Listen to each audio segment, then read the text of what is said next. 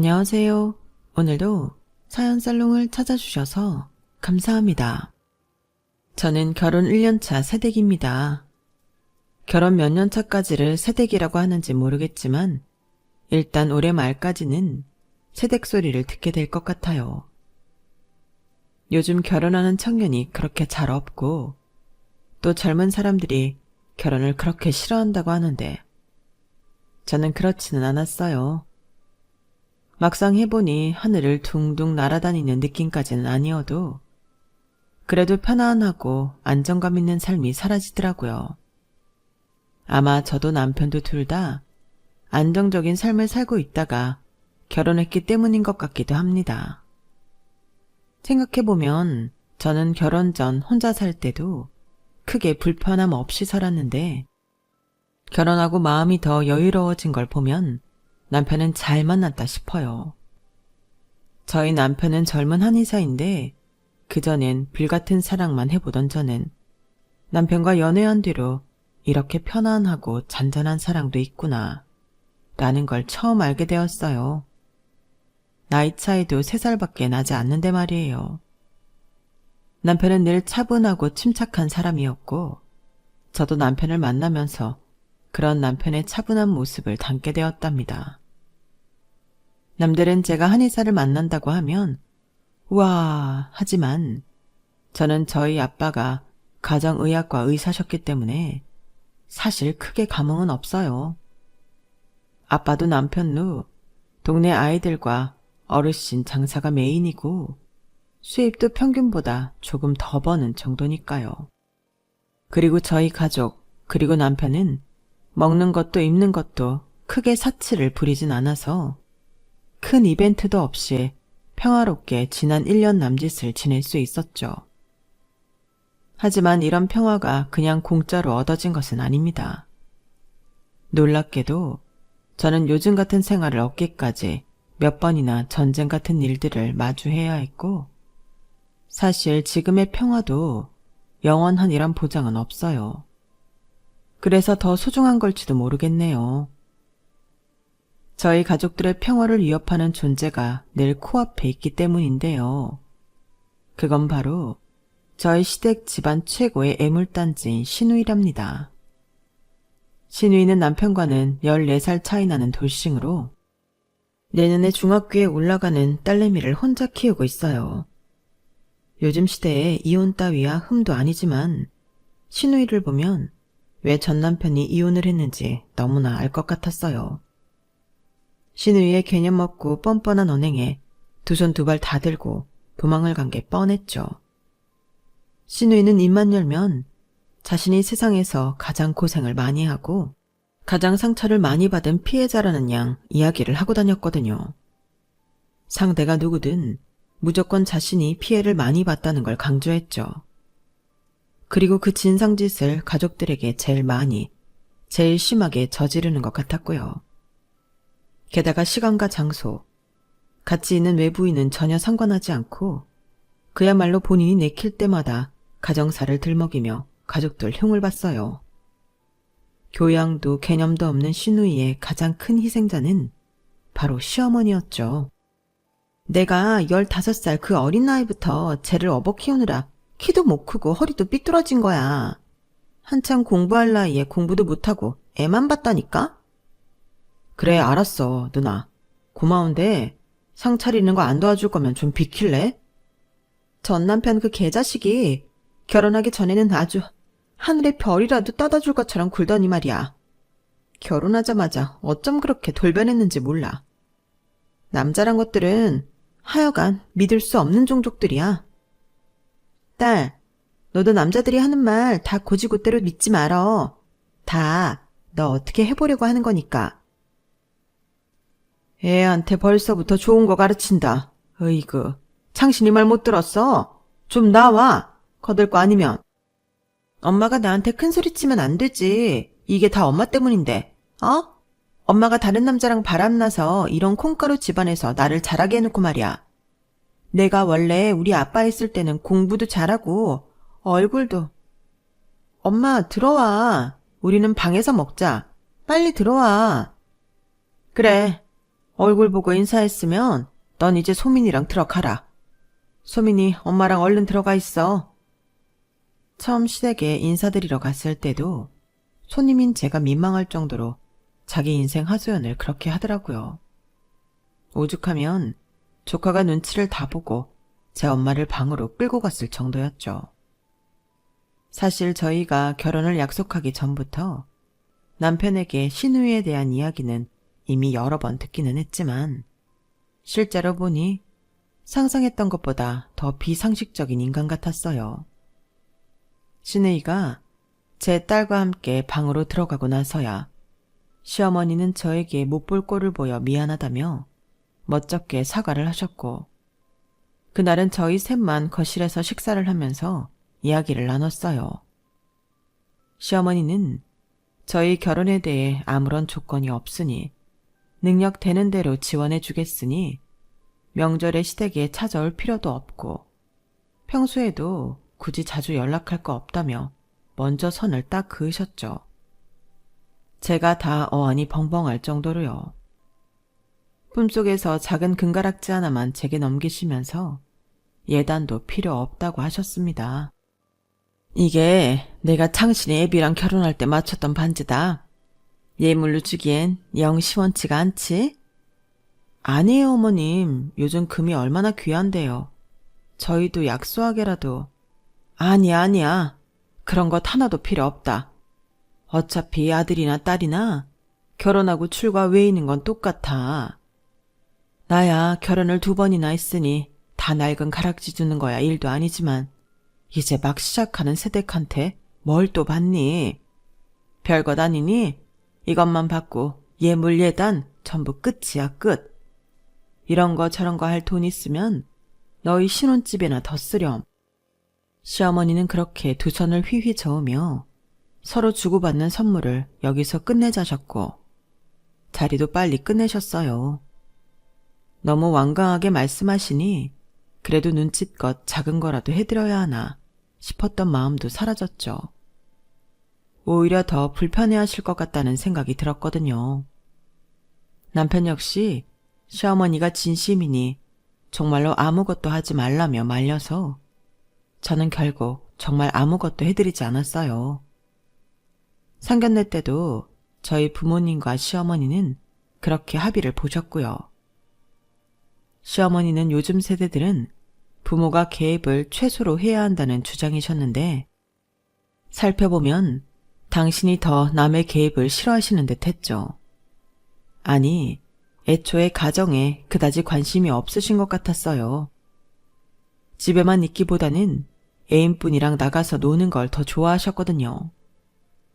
저는 그 연세에도 이성교제를 그렇게 활발히 할 수 있다는 걸 시어머니를 보고 처음 알았습니다. 물론 제가 그걸 이상한 편견 어린 시선으로 본 건 아니에요. 그 연세에 배우자가 없으면 이성교제를 하는 게 오히려 좋다고 생각합니다. 서로 애정을 주고받는 일은 남녀노소를 불문하고 필요하다고 생각하거든요. 그리고 그런 시어머니가 있는 시댁이라면 시집갈 집으로도 나쁘지 않다는 생각이었어요. 솔직히 시어머니가 그렇게 가정에 매여있지도 않으시고 쿨하신데 고부 갈등이 생길 일이 있나요? 제사를 지내는 것도 아니고 효도를 강요하는 것도 아닌데요. 게다가 시어머니는 만날 때마다 저에게 선물을 꼭 한 꾸러미씩 주곤 하셨어요. 아가, 너 드레스 오프숄더라고 했지? 네, 어머님. 자, 이거랑 이거 가져가거라. 네? 어머님, 이게 뭐예요? 목주름 관리하는 거야. 그리고 이거는 미백 크림이다. 이번에 우리 그이가 백화점에서 사준 건데 몇 개 샀으니 이거는 네가 쓰거라. 여기 이것도. 세상에, 이거 다 설화수잖아요, 어머님. 어차피 너무 많아도 유통기한 내에 못 써. 너도 식 올리기 전에 관리해야지. 감사해요, 어머님. 나 때야 신부가 이렇게 예쁘게 꾸미는 거 제대로 하지도 못하게 했지만 요즘은 아니잖니. 이때 아니면 언제 또 이렇게 꾸미겠어. 액세서리 같은 거 고를 때도 금액 신경 쓰지 말고 너 하고 싶은 거 해라. 시어머니는 쿨하신 듯 하면서도 또 섬세하게 절 챙겨주셨습니다. 나중에야 알게 된 거지만 시어머니는 가정에 관심이 없는 듯 하면서도 정은 참 많은 분이셨어요. 일부러 말을 짧게 하시고 웬만하면 거리감을 유지하려고 하셨지만 그게 다 마음으로는 저를 살뜰하게 생각해 주셔서 그런 거라는 게 다 느껴질 정도였죠. 그러다 보니 사실 전 그런 시어머니가 너무나 좋았어요. 참 좋은 집에 시집을 가는구나 싶었죠. 하지만 제가 간과했던 것이 있었는데 그건 바로 시누이의 존재였어요. 처음 시댁 인사드리러 갔을 때도 잠깐 차 마실 때만 보고 이후로는 상견례 때도 보지 않았으니 시누이라는 존재가 저에게 영향을 끼쳐봤자 얼마나 끼치겠냐는 아니란 생각을 했던 거죠. 그리고 시누이가 어느 정도까지 제정신이 아닌지도 잘 몰랐고요. 하지만 그건 제가 아니라 누구도 몰랐던 일이긴 합니다. 이 집에 며느리가 들어온 것 자체가 제가 처음이었기 때문이죠. 그러던 어느 날 회사에 있던 저에게 모르는 번호로 전화가 걸려왔는데요. 여보세요? 올케. 지금 어디야? 네? 누구신데요? 참나. 올케한테 올케라고 할 사람이 누가 있어? 지금 뭐 하냐니까? 회사죠. 사무실이에요. 창신 씨 누나분이세요? 아, 그래. 뻔한 걸 왜 자꾸 물어.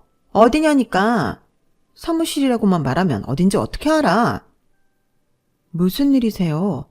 아, 어딘지 빨리 말하라니까? 시누이는 전혀 대화가 통하지도 않고 막무가내로 제 위치만 물어봤어요. 저는 일부러 큰 사거리를 기준으로 제 사무실이랑 정반대에 위치한 빌딩을 이야기했고 시누이는 퇴근하고 보자며 일방적으로 전화를 끊어버렸죠. 조금 더 시간적 여유가 있었다면 저도 침착하게 생각을 해보고 남편에게 연락을 했을 텐데 마침 퇴근이 30분도 남지 않은 시점이라 굉장히 당황했어요. 어떻게 하면 위치를 잘못 알려준 걸 들키지 않을 수 있을지 그 생각만 하다가 30분이 훌쩍 가버렸고 전화는 쉴 새 없이 울려댔죠. 당장 회사 앞으로 나오라는 시누이의 닭다리였어요. 결국 저는 거짓말로 알려준 건물 뒤편으로 들어가 로비에 있는 시누이를 만나게 되었어요. 그 건물 1층에는 마침 대형 카페가 있었는데 시누이는 한치 고민 없이 저를 그 카페 안으로 데리고 가더군요. 처음엔 갑자기 맞닥뜨리게 된 상황에 정신도 없고 시누이를 단둘이서 보는 것이 처음이라 긴장도 했었는데요. 당연하다는 듯이 저한테 턱짓을 해가며 계산하라고 하거나 반말을 내뱉고 허락도 없이 남의 음료를 먼저 한 입 마시는 등 기본적인 예절이라고는 눈꼽만큼도 없는 그 여자의 태도에 긴장이 탁 풀렸어요. 그 여자는 제가 냅킨을 가져오는 걸 대놓고 위아래로 훑어보더니 첫 마디부터 아주 개념 밥 말아먹은 소리를 했습니다.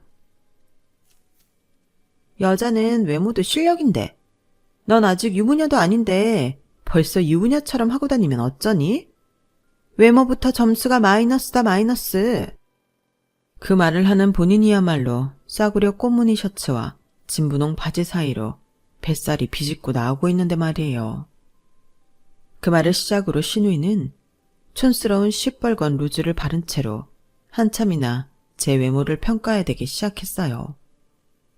머릿결이 푸석하니 피부가 거무튀튀하니 눈이 짝짝이니 그냥 눈에 보이는 대로 트집을 잡는데 솔직히 본인이 훨씬 살찌고 관리가 안 돼 있으면서 그런 소리를 하는 꼴이 우습기만 했어요.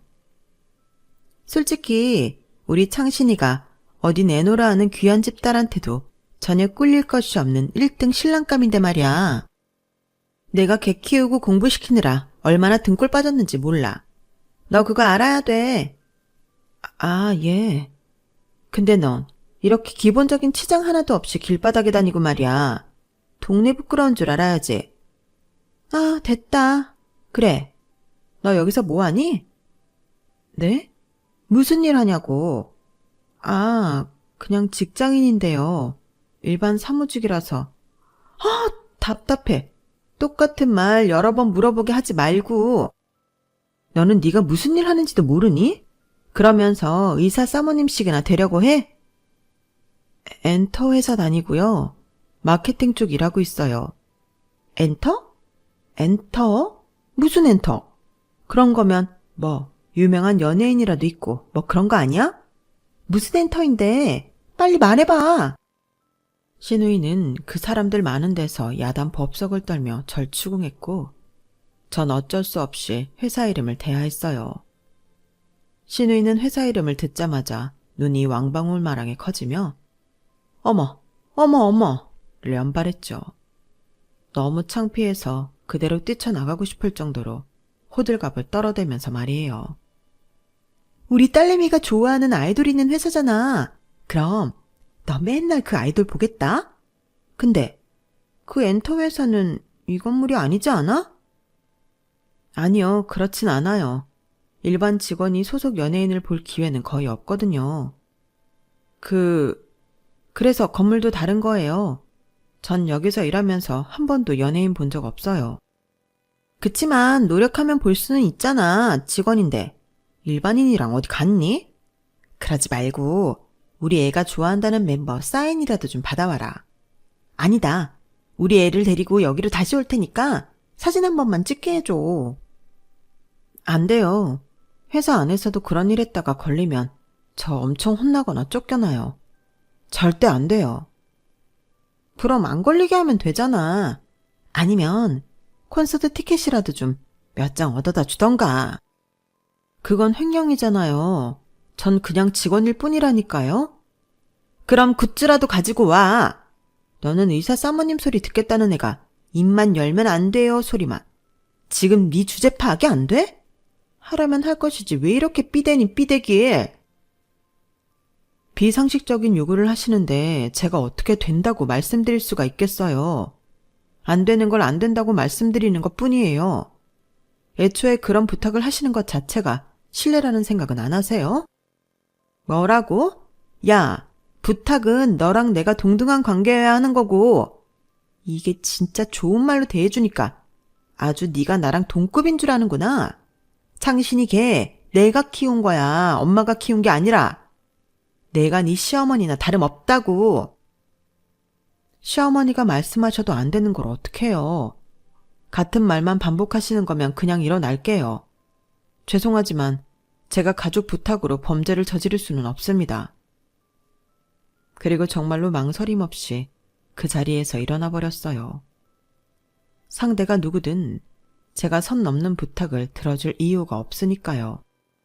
그리고 본인 스스로 말했듯이 그건 부탁도 아니고 일방적으로 떼를 쓰는 건데 계속 상대해줄 이유도 없었고요.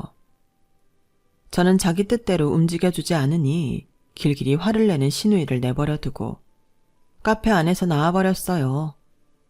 그리고 당장이라도 쫓아올 기세인 신우이한테 잡힐까봐 재빨리 아무 버스나 타버렸죠. 버스는 저희 집이 아닌 반대 방향으로 갔고 덕분에 저는 한참이나 빙 돌아서 집에 도착하게 됐어요. 아무것도 몰랐던 남편이 퇴근을 잘 했는지 평소처럼 안부 연락을 해오길래 저는 그날 있었던 일을 전부 말해주었죠. 남편은 어쩔 줄 몰라 하며 정말 미안하다고 사과를 했고 나중에 밤늦게 한 번 더 연락을 해서 앞으로 이런 일은 일어나지 않을 거라고 거듭 사과했어요. 아마 그 사이 신우이한테 한 소리를 한 것 같은데 남편이 그렇게까지 사과를 하니 저는 어떻게든 해결이 됐으면 괜찮다고 하고 넘어가 주었어요. 그렇게 모든 갈등이 끝난 줄만 알았는데 나중에 알고 보니 완전히 해소된 게 아니었어요. 그 일로 남편과 신우이는 엄청나게 싸웠다고 하더라고요. 신우이는 당장 저와 헤어지라고 남편에게 난리를 쳤다고 해요. 남편이 저에게는 하나도 티를 내지 않아서 저는 까맣게 몰랐는데 나중에 시어머니와 함께 한복을 맞추러 가기 위해 시댁에 잠깐 들렀을 때 전부 듣게 되었죠. 그날도 집에 있던 신우이는 절 보자마자 자기가 애지중지 키운 동생 잡아먹으려니라며 막말을 해댔는데 시어머니가 펄쩍 뛰며 말릴 정도였어요. 이게 진짜 미쳤나? 네 결혼이냐? 왜 자꾸 네가 난리야? 얼른 들어가지 못해? 내가 창신이를 어떻게 한의사 되기까지 키웠는데 저딴 년이 홀라당 가져가라고 그렇게 키운 줄 알아? 시애미는 난데 왜 네가 시집살이를 못 시켜서 난리냐고. 아주 옛날 우리 시엄마보다 네가 더 악독해 이거사. 아직 식도 안 올렸는데 며느리 쫓아내려고 작정했어? 너 얘네 결혼하고 나서도, 아니 결혼한 이후에도 계속 그렇게 꼬장 피울 생각 말어. 엄마가 시집살이를 했으면 얼마나 했다고 그래. 밖에 나가서 이 남자 저 남자 만나느라 바빴지. 창신이 키운 건 나야. 당연히 키움값 돌려받아야 하는 것도 나니까 하는 말 아니야. 신우이는 시어머니한테 억하심정이 쌓인 듯 악을 써댔는데 그 내용이 가관이었어요. 시어머니가 가정에 소홀했던 건 사실인 것 같았으나 그게 자신이 공부를 못하고 머리가 나빠진 이유이며 결혼도 잘못해서 전 남편과 이혼을 한 것까지 시어머니의 잘못이라는 신우이의 주장은 누가 들어도 너무 비약된 주장이었죠. 게다가 시어머니는 신우이의 친부와 사별 후에 남편의 친부를 만난 거였는데 말이에요. 시어머니는 신우이가 도저히 진정하지 않자 저를 얼른 데리고 나와버리시며 못 볼 꼴을 보여 미안하다고 사과했어요. 이런 꼴을 보여 미안하구나. 창신이랑 결혼하면 절대 시댁으로 부르지 않을 테니 걱정 말거라. 내가 책임지고 제가 너 못 괴롭히게 막아줄 테니. 그 전까지는 남편과 시어머니가 그렇게 얘기하면 그 말을 곧이곧대로 믿고 알겠다고 넘어갔는데 솔직히 이때부터는 저도 선뜻 알겠다는 대답이 나오지 않았어요. 이 결혼을 다시 생각해봐야 하나 싶은 생각이 들기 시작했거든요. 당시엔 저도 몇 날 며칠 동안 골머리를 앓을 정도로 심각하게 고민을 했던 내용인데요. 이미 결혼 준비를 한다는 말을 주변에 해놓은 상태라 주변 사람들에게 쉽게 고민을 털어놓지 못해 혼자서만 고민에 고민을 거듭했죠. 하지만 전 끝내 모진 마음을 먹지 못하고 결혼을 강행하기로 결정했답니다. 남편에게 문제가 있는 것이었다면 곧바로 파혼을 했겠지만 남편의 문제도 아닌데 헤어짐을 결심한다는 건 아니라는 생각이 들었거든요. 솔직히 그때도 지금처럼 익명의 힘을 빌려 인터넷에 고민 상담을 해보기도 했어요.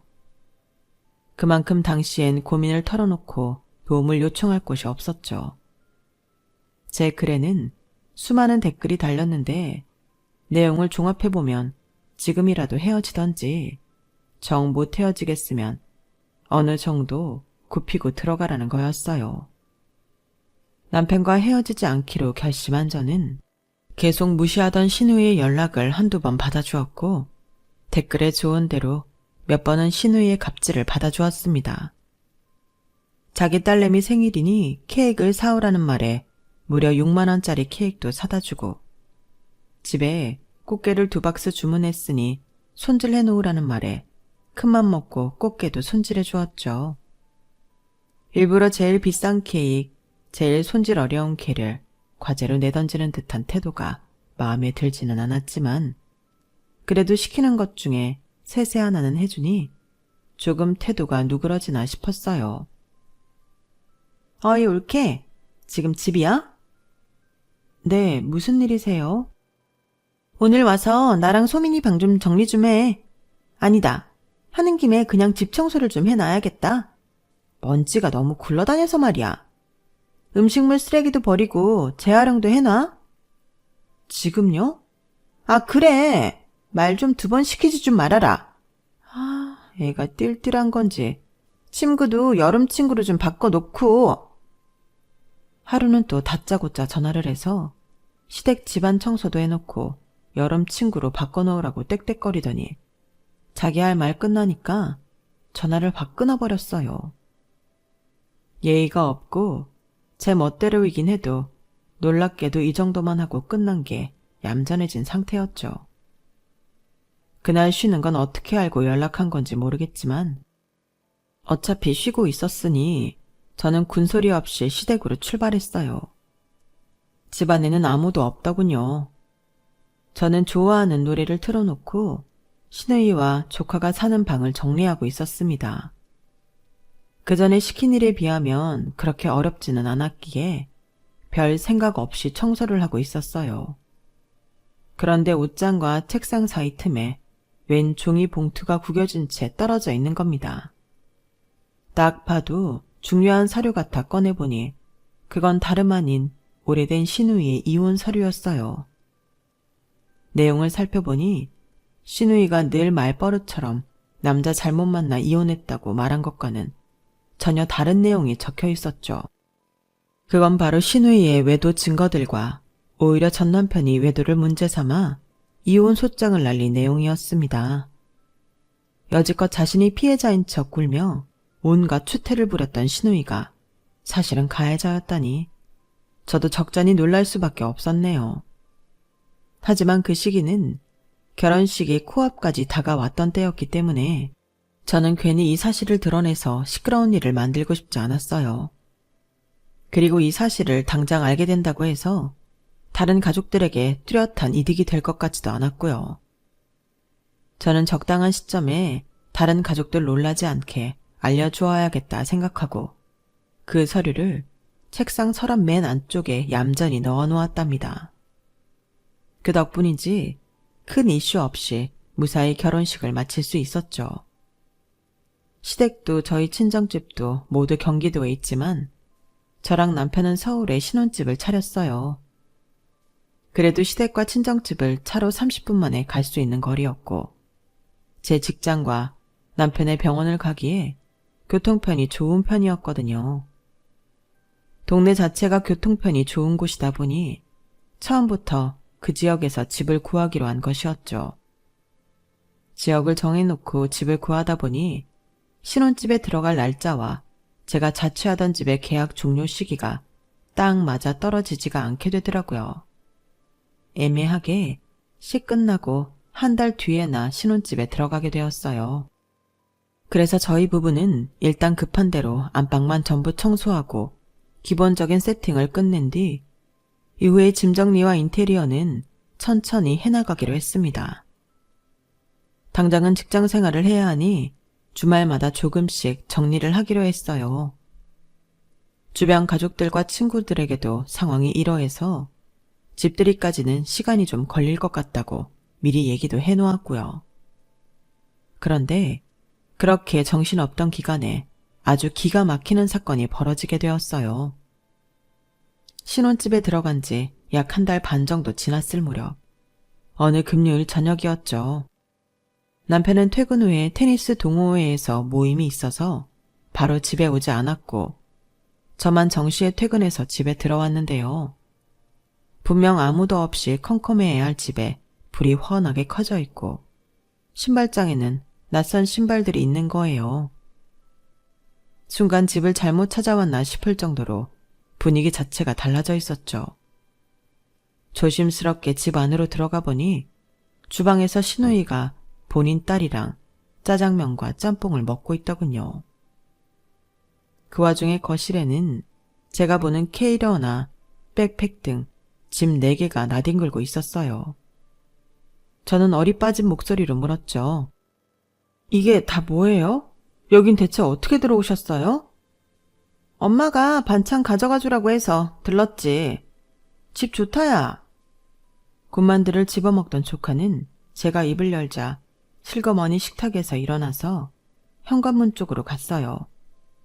그걸 보고 신우이는 밥 먹다 말고 어딜 가냐며 온 집안이 쩌렁쩌렁 울릴 정도로 소리를 지르고는 다시 우적우적 짬뽕을 먹었죠. 반찬은 반찬이고 그럼 이 짐들은 다 뭐예요? 전 아무 연락을 받은 게 없는데 남의 집에서 지금 이게 뭐 하시는 거냐고요? 남의 집이라니 창신이 집이 왜 남의 집이야? 얘기했잖아. 반찬 가져다 주러 온 거라고. 그래서 창신이도 비번을 알려준 거고. 근데 너희는 왜 맨날 이런 중요한 얘기는 나만 쏙 빼놓고 하니? 이런 좋은 동네로 이사를 했으면 나한테 진작 말을 했어야 할 거 아냐. 반찬 가져다 주신 건 감사해요. 식사 끝나셨으면 이제 돌아가세요. 너희 저기 작은 방 하나는 비는 것 같더라? 저희 비는 방 없는데요. 그리고 그건 저희가 알아서 할 테니까. 뭘 안 비어. 내가 다 봤는데. 우리 딸내미 지내기 딱 좋은 방이 있더구만. 저 작은 방 우리 소민이 좀 줘. 너무 당당하고 뻔뻔하게 말을 하니 전 순간 기가 차서 할 말이 없어졌어요. 목구멍이 턱 막히더군요. 제가 말이 없으니 신우이는 더 당당하게 개소리를 줄줄 늘어놓았죠. 여기가 학군이 좋잖아. 우리 딸이 갈 만한 명문대도 많지만 쟤도 창신이처럼 명문대 가고 성공하려면 미리 이런 지역에서 사는 게 맞아. 너 신혼집 잘 구했어. 그건 칭찬해. 애 등교하려면 적어도 7시에는 아침 먹여야 하니까 시간 맞춰서 밥상 차리고, 응? 한 12첩? 그 정도는 해야 애가 영양소 골고루 먹고 내가 잘 돌아갈 거 아니야. 용돈은 달에 200만 줘. 쟤랑 나랑 합쳐서 200이니까 이것도 나쁘진 않지? 어차피 난 여기 자주 오는 것도 아니니까. 대신 우리 딸 영어가 좀 약하거든? 니네가 잘 알아보고 괜찮은 학원 하나만 좀 보내줘. 전학 소속 최대한 빨리 받긴 할 건데 그냥 다음 주부터 들어온다고 생각해. 애 적응하려면 주말마다 미리 보내는 게 나을 것 같으니까. 그때 깨달은 건 제가 결혼 전에 몇 번 져준 게 신우이를 잠재운 게 아니라 오히려 더 기고만장하게 만들어버렸다는 거였어요. 제 실수였고 지금이라도 바로 잡아야겠다는 생각이 들었죠. 하지만 새 식탁에 퍼질러 앉아서 이미 저희 신혼집을 제 집인 양 편안하게 생각하는 신우이를 보니 화가 머리끝까지 나면서도 적당히 말해서는 물러나지 않을 것 같은 불안한 마음도 들었어요. 그래서 저도 모르게 말이 세게 나가게 되었죠. 지금 그게 다 무슨 소리예요? 저희가 왜 소민이를 키워요? 그리고 그런 부탁을 하실 거면 200은 아가씨가 저희한테 주셔야죠. 얘 봐라. 야, 그럼 내가 딸내미 여태 키우고 네 남편도 키우고 그리고 너한테 용돈까지 줘야 한다는 거야? 당연히 너희도 너희 몫을 분담해야 할 거 아냐. 그게 왜 우리 몫이냐고요. 저희도 집 정리하고 생활 안정화되면 아예 계획 세울 거예요. 아가씨야말로 억지 부리지 말고 책임감 있게 부모 노릇부터 하세요. 이게 어디서 버르장머리 없이. 야, 네가 뭔데 부모 노릇 운운하면서 나를 가르치려 들어. 니네 부모가 너 그따위로 가르쳤어? 새파랗게 어린 게 아주 어른 말에 따박따박 말대꾸나 하고 시끄럽고 하라면 해. 저희 부모님을 언급하며 욕을 하는 신우이에게 저도 그 순간부터는 뇌의 필터를 거치지 않고 말을 했습니다. 개소리하지 말고 당장 짐 챙기고 소민이 챙기고 나가세요. 먹은 거 치우시고요. 30분 안에 나가세요. 안 그러면 진짜 평생 가족들한테 찍소리도 못 내고 살게 하는 수가 있어요. 뭐?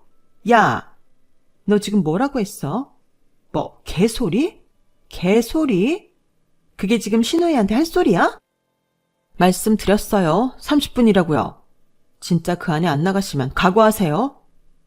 30분이고 나발이고 너 진짜 안 되겠구나. 버르장머리를 고쳐놔야. 신우이는 입에 있던 짬뽕을 잔뜩 튀기면서 저한테 달려들었어요.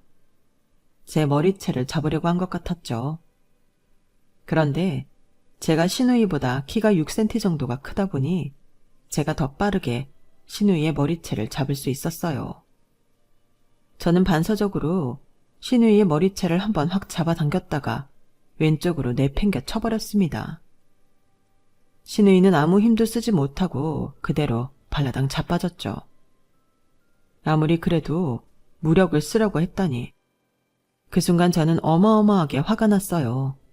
그래서 신우이 말대로 30분이고 나발이고 그 자리에서 남편에게도 시어머니께도 연락해서 집으로 와달라고 했어요.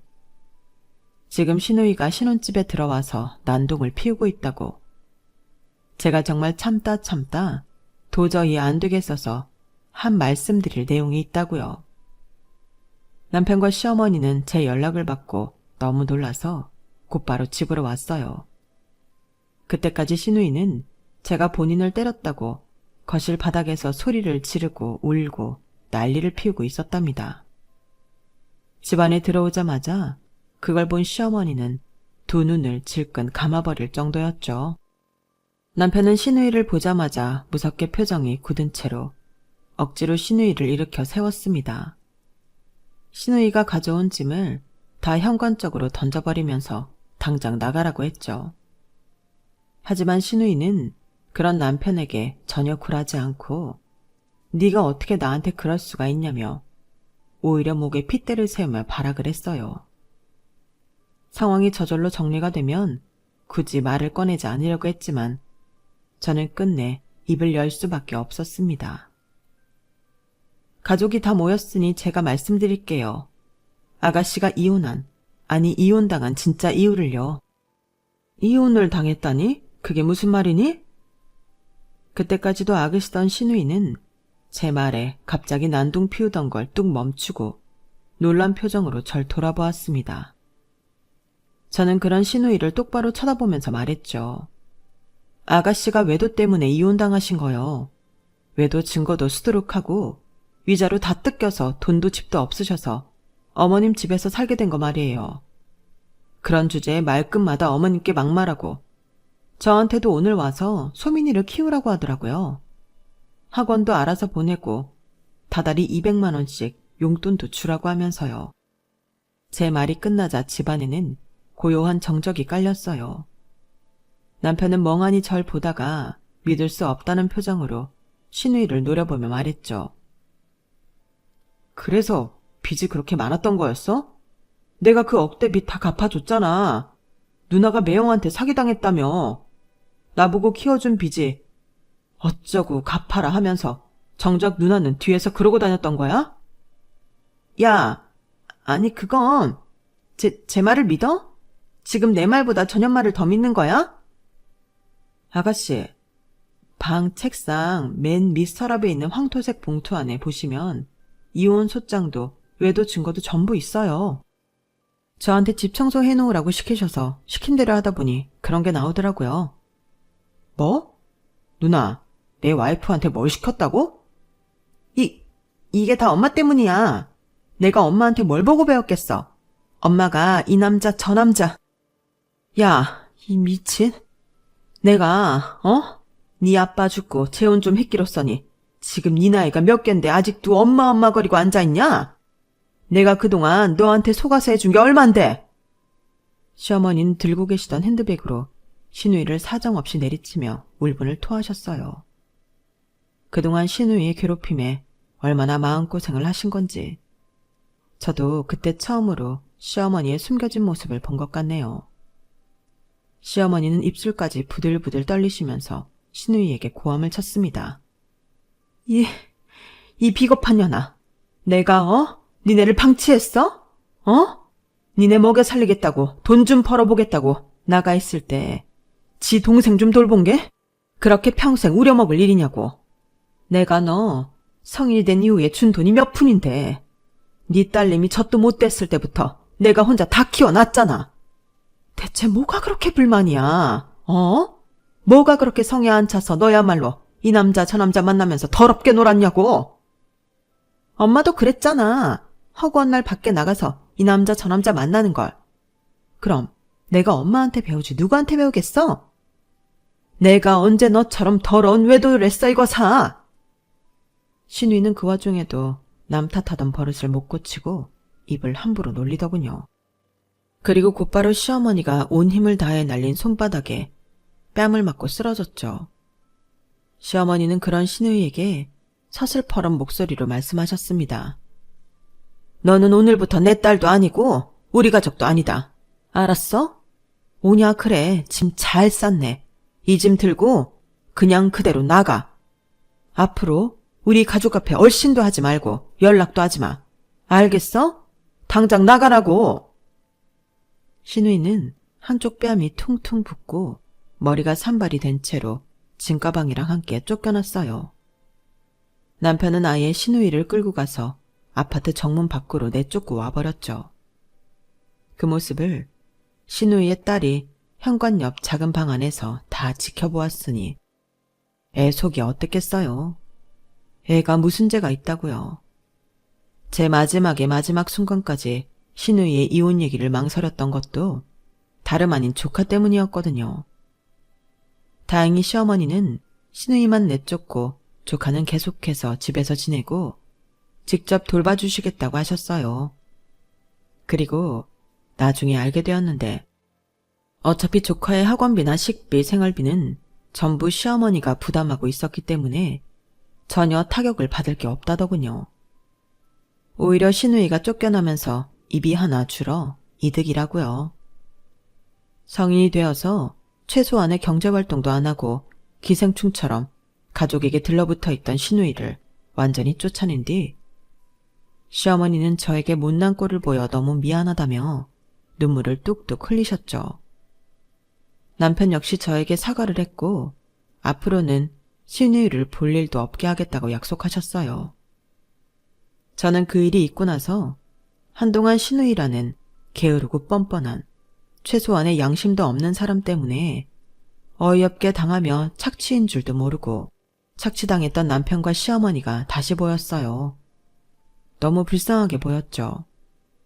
시어머니가 가정에 관심이 없던 이유도 어느 정도 이해가 가기도 했고요. 평생 희생을 해도 딸에게 인정은커녕 비난만 듣는데 나 같아도 마음의 위안을 밖에서 찾았을 겁니다. 그날 이후로 신우이에 대한 소식은 거의 듣지 못했어요. 몇 번 시댁으로 몰래 들어오려다가 시어머니에게 구두주걱으로 흠씬 맞고 다시 쫓겨났다고 한 건 있었네 하며 시어머니가 들러주셨죠. 시어머니가 현관 비밀번호도 바꿔버리고 조카에게 핸드폰까지 새로 사주시면서 신우의 연락을 받지 말라고 하니 이제는 잘 찾아오지 않는다고 하더군요. 자기 애한테도 좋은 엄마가 아니었던 건지 조카는 오히려 이제서야 얼굴이 편안해졌고 실제로 전보다 잠도 잘 자고 잘 먹는다고 합니다. 남편과 저는 방해꾼이 사라지니 더없이 좋은 신혼생활을 하고 있어요. 이제는 신혼집 정리도 다 끝내고 저희의 취향을 담은 아늑한 우드톤의 집에서 소소한 행복을 나누며 살고 있어요. 그제서야 진정한 결혼 생활을 즐기게 되니까 전에 없던 마음의 안정을 갖게 되어 얼마나 편한지 모릅니다. 저희는 슬슬 이세 계획을 세우고 있는데 아무쪼록 예쁜 아기 천사가 찾아와 주었으면 하고 바랄 뿐이에요. 제 이야기는 여기까지랍니다.